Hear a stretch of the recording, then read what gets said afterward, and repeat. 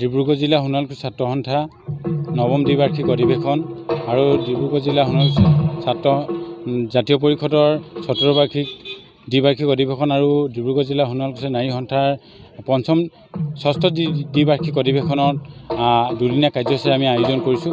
আৰু যোৱাকালি আমাৰ সোণালকুছি ছাত্ৰ সন্থা ডিব্ৰুগড় জিলা সমিতিৰ প্ৰতিনিধি সভা হৈ গৈছে আৰু আজি নাৰী সন্থা আৰু জাতীয় পৰিষদৰ প্ৰতিনিধি সভা বৰ্তমান চলি আছে। আৰু যোৱাকালি প্ৰতিনিধি সভাৰ আমি কেইবাটাও সোণালকুছি জনগোষ্ঠীৰ সামগ্ৰিক দিশখিনিও উন্নয়নৰ স্বাৰ্থত শৈক্ষিক সামাজিক ৰাজনৈতিক অধিকাৰৰ স্বাৰ্থত আমি কেইবাটাও প্ৰস্তাৱ গ্ৰহণ কৰিছোঁ আৰু আজি নাৰী সন্থাও কিন্তু তেনেকুৱা ধৰণৰ প্ৰস্তাৱ গ্ৰহণ কৰিব বুলি আমি আশাবাদী। আৰু সমান্তৰালভাৱে জাতীয় সংগঠনকেইটাৰ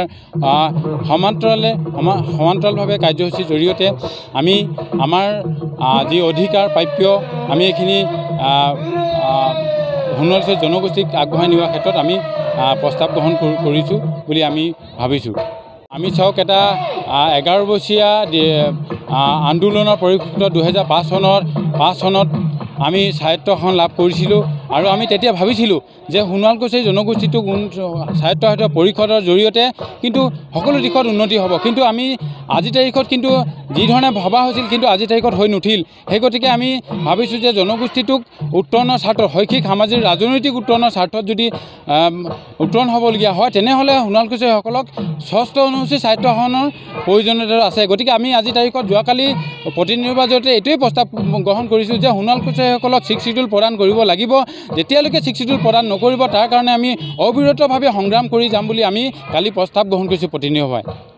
বিশেষকৈ আমি ডিব্ৰুগড় জিলাৰ পৰা প্ৰতিনিধিত্ব কৰোঁ, গতিকে আমি ডিব্ৰুগড় জিলাখিনি কথাখিনি ক'ম। আমি ডিব্ৰুগড়ত কেইবাটাও সমষ্টিত আমাৰ সোণালকুছি ভোটাৰে নিৰ্ণায়ক ভূমিকা গ্ৰহণ কৰে নিৰ্বাচনৰ সময়ত, কিন্তু আমি দেখিছোঁ যে ৰাষ্ট্ৰীয় দল বা মানে আঞ্চলিক দলসমূহেও কিন্তু আমাক বিধানসভাত প্ৰতিনিধিত্ব কৰিব পৰাকৈ উপকৃত কৰি আহিছে। গতিকে আমি সকলো ৰাজনৈতিক দলক আমি সদায় সকীয়াই আহিছোঁ যে যিসকল সমষ্টিত ডিব্ৰুগড় জিলাত নিৰ্ণায়ক ভূমিকা লৈছে সোণালকুছি ভোটাৰে, গতিকে সেই সমষ্টিসমূহত আমাৰ জনগোষ্ঠীয় প্ৰাৰ্থী প্ৰক্ষেপ কৰিব লাগে বুলি আমি বাৰম্বাৰ দাবী জনাই আছোঁ।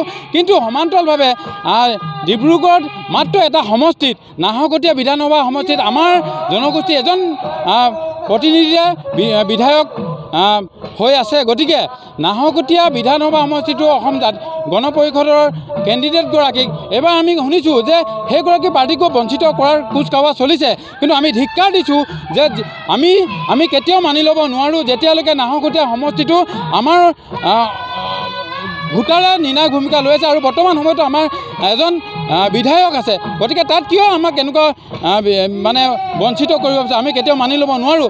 দুলীয়াজান নাহৰকটীয়া আৰু টিংখাং সমষ্টিত আমাৰ ভোটাৰে নিৰ্ণায়ক ভূমিকা লৈ আছে।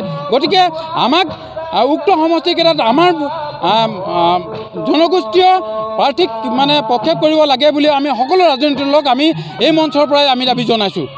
মুখ্যমন্ত্ৰীলৈ এটা আহ্বান, আমাৰ ৰাজনৈতিক সামাজিক অৰ্থনৈতিক আৰু উন্নতিৰ ক্ষেত্ৰত শৈক্ষিক উন্নতিৰ ক্ষেত্ৰত আমি সোণালকুছিসকলক 6 শিডিউল প্ৰদান কৰক, এইটোৱেই আমাৰ দাবী।